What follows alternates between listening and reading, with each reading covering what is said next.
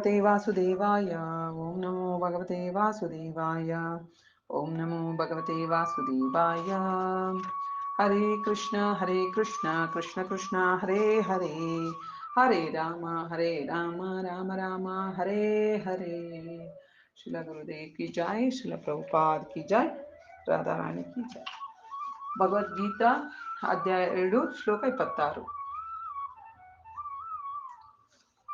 ಹತಾಚೈನಂ ನಿತ್ಯಜಾತಂ ನಿತ್ಯಂ ವಾ ಮನ್ಯಸೇ ಮೃತಂ ತಥಾಪಿ ತ್ವಂ ಮಹಾಬಾಹೋ ನೈನಂ ಶೋಚಿತುಮರ್ಹಸಿ.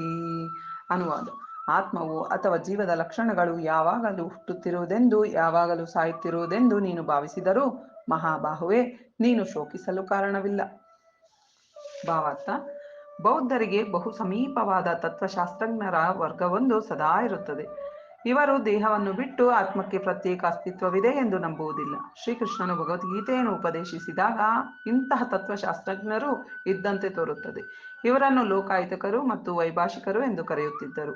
ಜಡವಸ್ತುವಿನ ಸಂಯೋಜನೆಯು ಒಂದು ಪಕ್ವ ಸ್ಥಿತಿಯನ್ನು ಮುಟ್ಟಿದಾಗ ಜೀವದ ಲಕ್ಷಣಗಳು ಕಾಣಿಸಿಕೊಳ್ಳುತ್ತವೆ ಎಂದು ಇವರು ವಾದಿಸುತ್ತಾರೆ. ಇಂದಿನ ಲೌಕಿಕ ವಿಜ್ಞಾನಿಯು ಪ್ರಾಪಂಚಿಕ ಮನೋಧರ್ಮದ ತತ್ವಶಾಸ್ತ್ರಜ್ಞರು ಹೀಗೆಯೇ ಚಿಂತನೆ ಮಾಡುತ್ತಾರೆ. ಅವರ ಅಭಿಪ್ರಾಯದಲ್ಲಿ ದೇಹವು ಹಲವು ಭೌತಿಕ ಅಂಶಗಳ ಸಂಯೋಜನೆ. ಒಂದು ಘಟ್ಟದಲ್ಲಿ ಭೌತಿಕ ಮತ್ತು ರಾಸಾಯನಿಕ ಅಂಶಗಳ ಪರಸ್ಪರ ಕ್ರಿಯೆಯಿಂದಾಗಿ ಜೀವದ ಲಕ್ಷಣಗಳು ಬೆಳೆಯುತ್ತವೆ. ಮಾನವ ವಿಜ್ಞಾನಕ್ಕೆ ಆಂಥ್ರೋಪಾಲಜಿ ಈ ಸಿದ್ಧಾಂತವೇ ಆಧಾರ. ಇಂದಿನ ದಿನಗಳಲ್ಲಿ ಅಮೆರಿಕದಲ್ಲಿ ಜನಪ್ರಿಯವಾಗುತ್ತಿರುವ ಹಲವು ಹುಸಿಧರ್ಮಗಳು ಈ ಸಿದ್ಧಾಂತಕ್ಕೂ ಸರ್ವಶೂನ್ಯವಾದ ಭಕ್ತಿಶೂನ್ಯವಾದ ಬೌದ್ಧ ಪಂಥಗಳಿಗೂ ಅಂಟಿಕೊಂಡಿವೆ. ವೈಭಾಷಿಕ ಸಿದ್ಧಾಂತದಲ್ಲಿ ಹೇಳುವಂತೆ ಅರ್ಜುನನಿಗೆ ಆತ್ಮನ ಅಸ್ತಿತ್ವದಲ್ಲಿ ನಂಬಿಕೆ ಇಲ್ಲದಿದ್ದರೂ ಅವನ ದುಃಖಕ್ಕೆ ಕಾರಣವೇ ಇಲ್ಲ. ಒಂದು ಪ್ರಮಾಣದ ರಾಸಾಯನಿಕಗಳು ನಷ್ಟವಾದುವೆಂದು ಅಳುತ್ತಾ ಯಾರೂ ತನ್ನ ನಿಯತ ಕರ್ತವ್ಯದ ಪಾಲನೆಯನ್ನು ನಿಲ್ಲಿಸಿಬಿಡುವುದಿಲ್ಲ. ಇದಕ್ಕೆ ಪ್ರತಿಯಾಗಿ ಆಧುನಿಕ ವಿಜ್ಞಾನದಲ್ಲಿ ಮತ್ತು ವೈಜ್ಞಾನಿಕ ಸಮರದಲ್ಲಿ ಶತ್ರುಗಳನ್ನು ಸೋಲಿಸುವುದಕ್ಕಾಗಿಯೇ ಹಲವು ಟನ್ಗಳ ರಾಸಾಯನಿಕಗಳನ್ನು ವ್ಯರ್ಥ ಮಾಡಲಾಗುತ್ತದೆ. ವೈಭಾಷಿಕ ಸಿದ್ಧಾಂತದ ಪ್ರಕಾರ ದೇಹವು ಕ್ಷೀಣಗೊಂಡಾಗ ಆತ್ಮ ಎನ್ನುವುದು ಮರೆಯಾಗುತ್ತದೆ. ಆದ್ದರಿಂದ ಜೀವಾತ್ಮನಿದ್ದಾನೆ ಎಂಬ ವೇದಗಳ ನಿರ್ಣಯವನ್ನು ಒಪ್ಪಿಕೊಳ್ಳಲಿ ಅಥವಾ ಆತ್ಮನ ಅಸ್ತಿತ್ವದಲ್ಲಿ ನಂಬಿಕೆ ಇಲ್ಲದಿರಲಿ, ಅರ್ಜುನನು ಶೋಕಿಸಲು ಕಾರಣವೇ ಇರಲಿಲ್ಲ. ಈ ಸಿದ್ಧಾಂತದ ಪ್ರಕಾರ ಜಡವಸ್ತುವಿನಿಂದ ಪ್ರತಿಕ್ಷಣವೂ ಎಷ್ಟೋ ಸಂಖ್ಯೆಯ ಜೀವಿಗಳು ಸೃಷ್ಟಿಯಾಗುತ್ತಿವೆ. ಪ್ರತಿ ಕ್ಷಣವೂ ಅವುಗಳಲ್ಲಿ ಬಹುಸಂಖ್ಯೆಯು ನಾಶವಾಗುತ್ತಿವೆ. ಆದುದರಿಂದ ಇಂತಹ ಘಟನೆಗಳಿಗಾಗಿ ದುಃಖಿಸಲು ಕಾರಣವೇ ಇಲ್ಲ. ಆತ್ಮನಿಗೆ ಮತ್ತೆ ಜನ್ಮವಿಲ್ಲದಿದ್ದರೆ ಅರ್ಜುನನು ತನ್ನ ತಾತನನ್ನೂ ಗುರುವನ್ನೂ ಕೊಲ್ಲುವ ಪಾಪಕರ್ಮದ ಫಲವನ್ನು ಅನುಭವಿಸಬೇಕಾಗುತ್ತದೆ ಎಂದು ಹೆದರಲು ಕಾರಣವೇ ಇರಲಿಲ್ಲ. ಈ ಹೊತ್ತಿನಲ್ಲಿ ಶ್ರೀಕೃಷ್ಣನು ಅರ್ಜುನನನ್ನು ಮಹಾಬಾಹು ಎಂದು ವ್ಯಂಗ್ಯವಾಗಿ ಕರೆಯುತ್ತಾನೆ. ಏಕೆಂದರೆ ಕೃಷ್ಣನು ವೇದಗಳ ಜ್ಞಾನವನ್ನು ತೊರೆದ ವೈಭಾಷಿಕರ ಸಿದ್ಧಾಂತವನ್ನೂ ಒಪ್ಪಲಿಲ್ಲ. ಕ್ಷತ್ರಿಯನಾಗಿ ಅರ್ಜುನನನ್ನು ವೇದ ಸಂಸ್ಕೃತಿಗೆ ಸೇರಿದವನು, ಅದರ ತತ್ವಗಳನ್ನು ಅನುಸರಿಸುವುದೇ ಅವನಿಗೆ ಯೋಗ್ಯವಾದದ್ದು. ಶ್ಲೋಕ 27.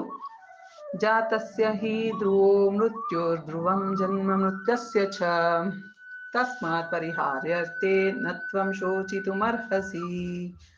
ಅನುವಾದ: ಹುಟ್ಟಿದವನು ಸಾಯಲೇಬೇಕು, ಸತ್ತವನು ಖಂಡಿತವಾಗಿಯೂ ಮತ್ತೆ ಹುಟ್ಟುತ್ತಾನೆ. ಆದ್ದರಿಂದ ಅನಿವಾರ್ಯವಾದ ನಿನ್ನ ಕರ್ತವ್ಯ ಪಾಲನೆಯಲ್ಲಿ ನೀನು ದುಃಖಿಸಬಾರದು. ಭಾವಾರ್ಥ: ತನ್ನ ಬದುಕಿನ ಕರ್ಮಗಳಿಗೆ ಅನುಗುಣವಾಗಿ ಯಾರೇ ಆಗಲಿ ಹುಟ್ಟಲೇಬೇಕು.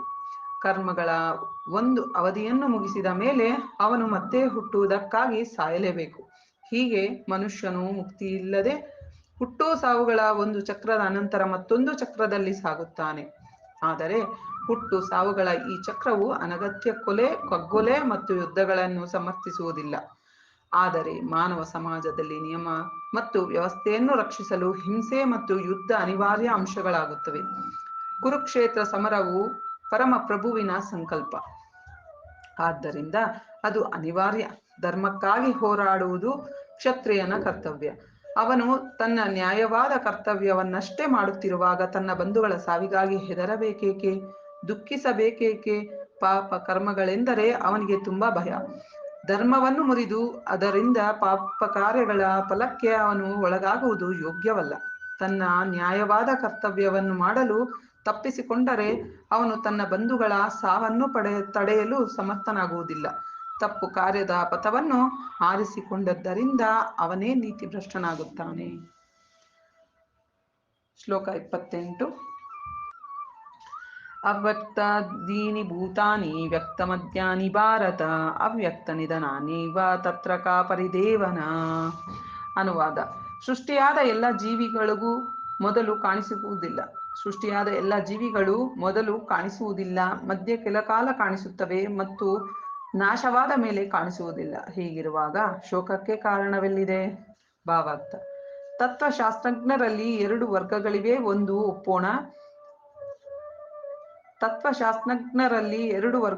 ಎಂದು ಒಪ್ಪೋಣ. ಒಂದು ವರ್ಗವು ಆತ್ಮದ ಅಸ್ತಿತ್ವವನ್ನು ನಂಬುತ್ತದೆ, ಇನ್ನೊಂದು ಆತ್ಮದ ಅಸ್ತಿತ್ವವನ್ನು ನಂಬುವುದಿಲ್ಲ. ಇವೆರಡು ವರ್ಗಗಳಲ್ಲಿ ಯಾವುದನ್ನು ನಾವು ಒಪ್ಪಿದರೂ ಶೋಕಕ್ಕೆ ಕಾರಣವೇ ಇಲ್ಲ. ಆತ್ಮದ ಅಸ್ತಿತ್ವವನ್ನು ನಂಬದಿರುವವರನ್ನು ವೇದ ಜ್ಞಾನವನ್ನು ಅನುಸರಿಸುವವರು ನಾಸ್ತಿಕರು ಎಂದು ಕರೆಯುತ್ತಾರೆ. ವಾದಕ್ಕೋಸ್ಕರ ನಾವು ಈ ನಾಸ್ತಿಕನ ವಾದವನ್ನು ಒಪ್ಪಿದರೂ ದುಃಖಿಸಲು ಕಾರಣವಿಲ್ಲ. ಆತ್ಮದ ಪ್ರತ್ಯೇಕ ಅಸ್ತಿತ್ವವನ್ನು ಬಿಟ್ಟರೆ ಭೌತಿಕ ಅಂಶಗಳು ಸೃಷ್ಟಿಗೆ ಮೊದಲು ಅವ್ಯಕ್ತವಾಗಿರುತ್ತವೆ. ಆಕಾಶದಿಂದ ವಾಯು ಉತ್ಪತ್ತಿಯಾಗುವಂತೆ, ವಾಯುವಿನಿಂದ ಅಗ್ನಿಯು ಉತ್ಪತ್ತಿಯಾಗುವಂತೆ, ಅಗ್ನಿಯಿಂದ ನೀರು ಉತ್ಪತ್ತಿಯಾಗುವಂತೆ ಮತ್ತು ನೀರಿನಿಂದ ಭೂಮಿಯು ವ್ಯಕ್ತವಾಗುವಂತೆ ಈ ಸೂಕ್ಷ್ಮ ಅವ್ಯಕ್ತ ಸ್ಥಿತಿಯಿಂದ ವ್ಯಕ್ತತೆಯೂ ಉಂಟಾಗುತ್ತದೆ. ಭೂಮಿಯಿಂದ ವ್ಯಕ್ತತೆಯ ನಾನಾ ಬಗೆಗಳು ಉಂಟಾಗುತ್ತವೆ. ಉದಾಹರಣೆಗೆ, ಭೂಮಿಯಿಂದ ರೂಪ ತಾಳುವ ಗಗನಚುಂಬಿಯನ್ನು ನೋಡಿ. ಅದನ್ನು ಒಡೆದು ಹಾಕಿದ ವ್ಯಕ್ತತೆಯು ಅವ್ಯಕ್ತವಾಗುತ್ತದೆ ಮತ್ತು ಕಟ್ಟಕಡೆಯ ಘಟ್ಟದಲ್ಲಿ ಅಣುಗಳಾಗಿ ಉಳಿಯುತ್ತವೆ. ಶಕ್ತಿ ಸ್ಥಾಯಿತ್ವ ನಿಯಮವೂ ಇದ್ದೇ ಇದೆ. ಆದರೆ ಕಾಲಗತಿಯಲ್ಲಿ ವಸ್ತುಗಳು ವ್ಯಕ್ತವಾಗುತ್ತವೆ ಮತ್ತು ಅವ್ಯಕ್ತವಾಗುತ್ತವೆ. ಇದೇ ವ್ಯತ್ಯಾಸ. ಆದುದರಿಂದ ವ್ಯಕ್ತತೆಯ ಘಟವಾಗಲಿ ಅವ್ಯಕ್ತತೆಯ ಘಟವಾಗಲಿ ಶೋಕಕ್ಕೆ ಕಾರಣವೆಲ್ಲಿದೆ? ಹೇಗೋ ಏನೋ ಅವ್ಯಕ್ತ ಸ್ಥಿತಿಯಲ್ಲಿ ಸಹ ವಸ್ತುಗಳು ನಷ್ಟವಾಗುವುದಿಲ್ಲ. ಪ್ರಾರಂಭದಲ್ಲಿ ಮತ್ತು ಕೊನೆಯಲ್ಲಿ ಎಲ್ಲ ಮೂಲ ಅಂಶಗಳು ಅವ್ಯಕ್ತವಾಗೇ ಇರುತ್ತವೆ. ಮಧ್ಯದಲ್ಲಿ ಮಾತ್ರ ಅವು ವ್ಯಕ್ತವಾಗುತ್ತವೆ. ಇದರಿಂದ ಅಂತಹ ಗಣನೀಯ ಭೌತಿಕ ವ್ಯತ್ಯಾಸವೇನೂ ಆಗುವುದಿಲ್ಲ. ಕಾಲಕ್ರಮದಲ್ಲಿ ಈ ಐಹಿಕ ದೇಹಗಳು ನಾಶವಾಗುತ್ತವೆ. ಅಂತವಂತ ಇಮೆ ದೇಹ. ಆದರೆ ಆತ್ಮ ನಿತ್ಯವಾದದ್ದು. ನಿತ್ಯ ಸೋಕ್ತಃ ಶರೀರಿನಃ ಎನ್ನುವ ವೈದಿಕ ನಿರ್ಣಯವನ್ನು ಭಗವದ್ಗೀತೆಯು ಹೇಳುತ್ತದೆ. ಇದನ್ನು ನಾವು ಒಪ್ಪಿಕೊಂಡರೆ ದೇಹವು ಒಂದು ಉಡುಪಿನಂತೆ ಎನ್ನುವುದನ್ನು ಸದಾ ನೆನಪಿಡಬೇಕು. ಉಡುಪಿನ ಬದಲಾವಣೆ ಆಯಿತೆಂದು ದುಃಖಪಡುವುದು ಏಕೆ? ನಿತ್ಯವಾದ ಆತ್ಮಕ್ಕೆ ಸಂಬಂಧಿಸಿದಂತೆ ಐಹಿಕ ಶರೀರಕ್ಕೆ ವಾಸ್ತವಿಕ ಅಸ್ತಿತ್ವವಿಲ್ಲ. ಅದು ಕನಸಿನಂತೆ.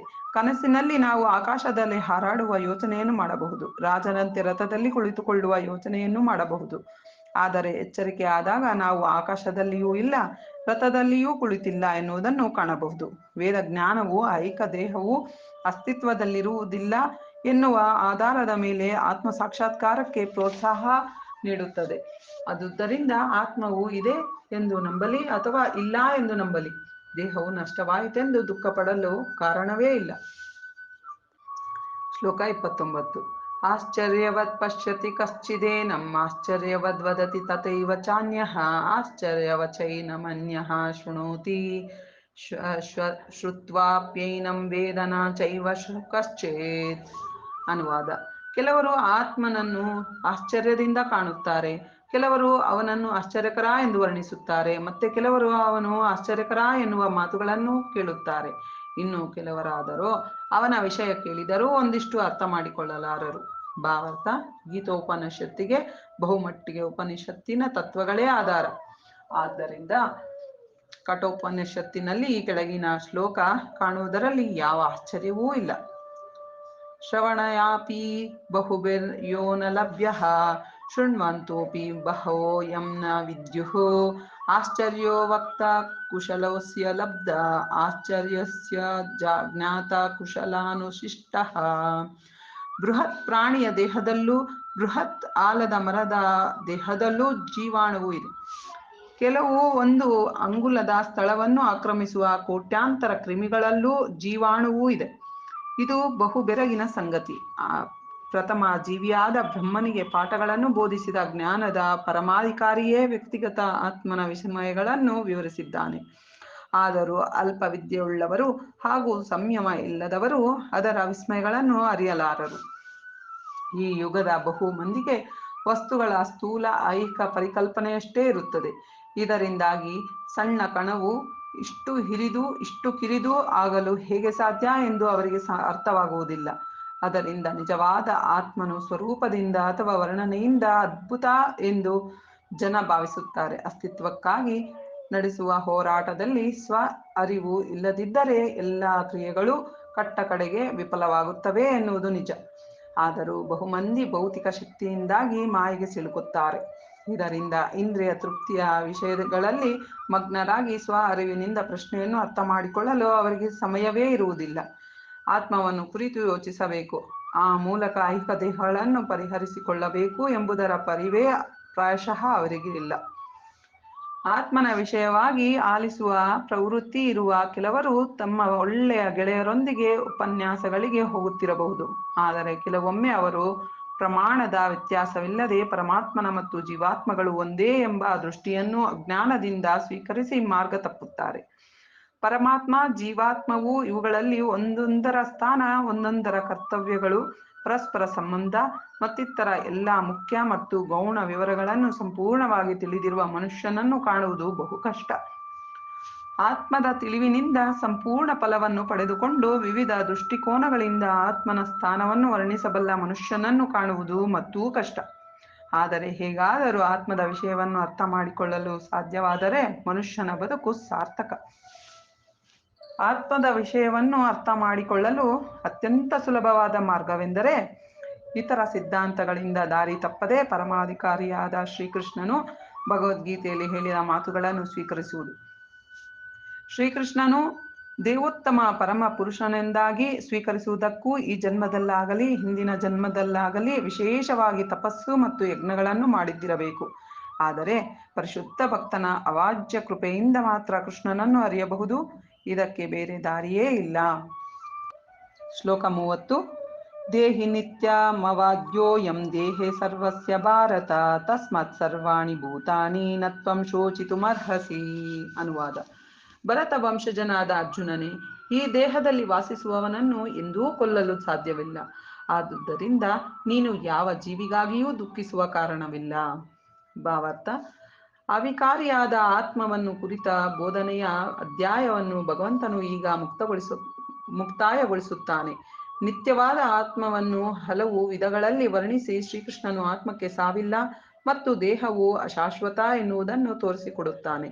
ಆದುದರಿಂದ ಕ್ಷತ್ರಿಯನಾದ ಅರ್ಜುನನು ತನ್ನ ತಾತ ಮತ್ತು ಗುರುಗಳು ಭೀಷ್ಮ ಮತ್ತು ದ್ರೋಣ ಸಾಯುತ್ತಾರೆ ಎಂಬ ಭಯದಿಂದ ಕರ್ತವ್ಯಚ್ಯುತನಾಗಬಾರದು. ಶ್ರೀಕೃಷ್ಣನ ಅಧಿಕಾರವಾಣಿಯಿಂದ ನಾವು ಕಲಿಯಬೇಕಾದದ್ದು ಆತ್ಮವೇ ಇಲ್ಲ ಎನ್ನುವುದಲ್ಲ, ಐಹಿಕ ಬೆಳವಣಿಗೆಯ ಒಂದು ನಿರ್ದಿಷ್ಟ ಘಟ್ಟದಲ್ಲಿ ರಾಸಾಯನಿಕ ವಸ್ತುಗಳ ಪರಸ್ಪರ ಕ್ರಿಯೆಯಿಂದ ಜೀವದ ಲಕ್ಷಣಗಳು ಸೃಷ್ಟಿಯಾಗುತ್ತವೆ ಎಂದೂ ಅಲ್ಲ, ಆದರೆ ಐಹಿಕ ದೇಹದಿಂದ ಭಿನ್ನವಾದ ಆತ್ಮವಿದೆ ಎಂದು ನಂಬಬೇಕು. ಆತ್ಮವು ನಿತ್ಯವಾದದ್ದು ಎಂದ ಮಾತ್ರಕ್ಕೆ ಹಿಂಸೆಗೆ ಪ್ರೋತ್ಸಾಹವಿದೆ ಎಂದಲ್ಲ. ಯುದ್ಧ ಕಾಲದಲ್ಲಿ ವಾಸ್ತವವಾಗಿ ಅದರ ಅಗತ್ಯವಿದ್ದಾಗ ಹಿಂಸೆಯ ಉತ್ಸಾಹವನ್ನು ಅದು ಕುಗ್ಗಿಸುವುದಿಲ್ಲ. ಆದರೆ ಆ ಅಗತ್ಯವನ್ನು ಭಗವಂತನ ಸಮ್ಮತಿಗೆ ಅನುಗುಣವಾಗಿ ನಿರ್ಧರಿಸಬೇಕಲ್ಲದೆ ಮನಸ್ಸು ಬಂದಂತಲ್ಲ. ಹರೇ ಕೃಷ್ಣ. ಶ್ರೀಲ ಗುರುದೇವ್ ಕಿ ಜಾಯ್, ಶ್ರೀಲ ಪ್ರಭುಪಾದ್ ಕಿ ಜಾಯ್, ರಾಧಾರಾಣಿ ಕಿ ಜಾಯ್. ಕೃಷ್ಣಾರ್ಪಣಮಸ್ತು.